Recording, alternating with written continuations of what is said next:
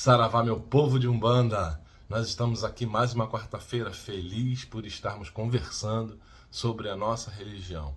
E nós vamos continuar o papo da semana passada, em que eu apresentei algumas provocações para que a gente pudesse ter argumentos suficientes para explicar se a Umbanda é uma religião. Vamos lá? Mas antes, curta, compartilhe, comente. É muito importante esse feedback, tá bom? Eu espero vocês lá.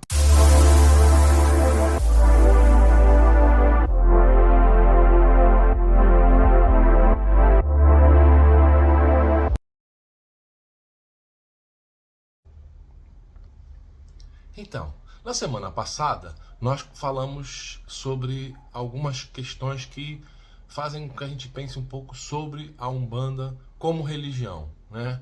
E eu espero não ser acadêmico, mas eu espero ser didático em trazer algumas questões que definem a religião, a Umbanda como uma religião, né? De um modo geral, até talvez a década de 70, 80, as pessoas ainda achavam muito que a Umbanda seria uma seita ou alguma coisa de benzedeiras e tudo mais, mas não encarava como uma religião. Tanto é que muitas pessoas, mas muitas mesmo, sempre se diziam católicas no Brasil, porque a maioria do brasileiro é católica, dizem, não, sou católico, mas vou lá numa rezadeira, vou numa benzedeira. Eu digo, eu não sou católico, eu já fui católico, já fui anjo de procissão e tudo mais, mas hoje eu digo, eu sou umbandista. A minha religião é Umbanda, né? Para que a gente pudesse entender esse fenômeno. Quem conhece um pouco das religiões do mundo sabe, por exemplo, que alguns conceitos que nós temos arraigados aqui no Ocidente não funcionam em todo o planeta, né? Eu li um texto sobre sociologia do professor Giddens, 2005 talvez o livro, em que ele fala de alguns aspectos que não podem ser os fundamentais para definir uma religião. Então, ele fala, por exemplo, em monoteísmo, né? Não existe religião só se for monoteísta, de acreditar num único Deus. Nós da Umbanda acreditamos num único Deus que se manifesta através das forças da natureza. Ele apresenta as suas qualidades desse único Deus na forma de algumas divindades, mas é um único Deus. Mas existem religiões que não são monoteístas. Então, monoteísmo não é caráter definitório de uma religião. Ele fala sobre questões morais que existem nos livros que regem algumas religiões, que dizem o que é certo e o que é errado, o comportamento social. Mas nós não podemos esquecer que cultura, comportamento social, cultural, vai diferir de uma religião para outra, de um país para outro, de um continente para outro. Então, esses condicionamentos ou essas condições de comportamentos morais também não pode definir uma religião. Nós sabemos que, por exemplo, há lugares, culturas, em que o casamento com mais de uma pessoa é possível e é legal. Então, algumas religiões dizem que não, você casou com uma pessoa, você tem que viver com aquela pessoa. São comportamentos morais, isso também tem que ser retirado. Outra questão que não pode definir religião é a crença no sobrenatural, naquilo que está além do natural, como fantasma, espírito ou qualquer coisa assim, desses fenômenos que se estuda pelo planeta. Porque há religiões que não tratam especificamente dessa questão sobrenatural. A nossa religião realmente lida com o sobrenatural, com os espíritos, com as entidades, com a força e a magia, né, que envolve. Há umas que trabalham com energia, mas isso não define uma religião. Por que eu estou falando tudo isso agora? Para a gente não ficar com aquela ideia que a gente nasce e cresce dentro de um país, dentro de uma cultura como a nossa, acreditando que a religião precisa de um poder central, e esse poder central cria dogmas, né, através de livros. A grande maioria das religiões mais antigas, elas têm seus livros dogmáticos, né? A Bíblia, o Corão e tudo mais, aonde ali está escrito, decidido por uma cúpula, né, de homens que dizem receber isso do divino, né? Que recebem essas regras de comportamento. E a religião de Umbanda não tem isso, nós não temos esse poder central. Mas nós somos uma religião na medida em que, e aí o professor Giddens define algumas questões que aparecem em todas as religiões, seja do Ocidente ou seja do Oriente, né? No planeta, são manifestações. Primeiro que tudo é entender que, para ser uma religião, ela precisa congregar um grupo de pessoas com os mesmos objetivos. Esses objetivos, eles são expressos em rituais, né? Eles são expressos em formas de manifestação, de uma dinâmica de manifestação, e que isso visa para que aquela comunidade se sinta acolhida, buscar a harmonização dos seus elementos. Trocando em miúdos, nós temos uma religião que possui uma comunidade, não só o corpo mediúnico, como a assistência também, que tem objetivos comuns diante do sagrado, né? E a nossa compreensão de sagrado, ela tem que ser, para ser uma religião, ela tem que ser comungada por todos, né?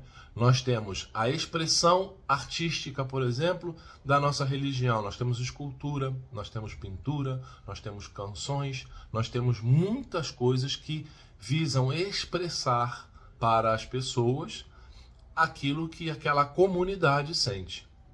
E isso define, segundo o professor, religião, né? Nós cremos em um Deus único, nós chamamos na Umbanda de Oxalá, que é a expressão maior da divindade, né? Outras religiões também acreditam no Orixá, Oxalá, mas como mais um do panteão, mas isso é cada um com a sua religião. E esse Deus único, ele projeta para nós as suas qualidades, seja ela a qualidade da justiça, a qualidade do amor, a qualidade do empenho, a qualidade da temperança e por aí vai. Então, essa é uma característica das religiões. Então, a Umbanda é uma religião porque ela congrega uma comunidade que tem objetivos comuns. Outra característica muito importante para que se torne religião, o professor Giddens aponta para a representatividade das crenças. E nós representamos as nossas crenças em cerimônias, tais como, muita casa tem, outras não tem, mas muita casa tem, batismo, casamento, atos fúnebres, a própria sessão, né? Dentro da sessão, dentro da gira, nós temos elementos que são expressos para nós que acreditamos naquele acolhimento, como sendo religião. Esses são os dados mais importantes de uma definição de religião que a Umbanda cumpre.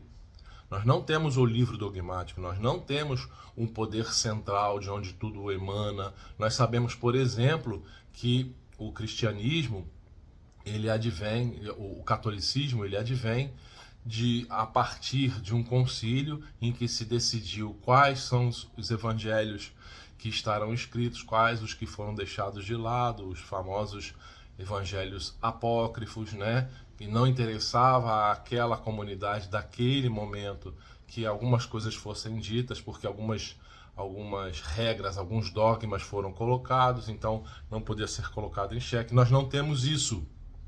Nós temos um ritual que vai variar de casa para casa, de tipo de Umbanda para tipo de Umbanda, mas dentro da mesma Umbanda, porque somos uma Umbanda só, mas com expressões diferentes, porque nós somos um país muito grande.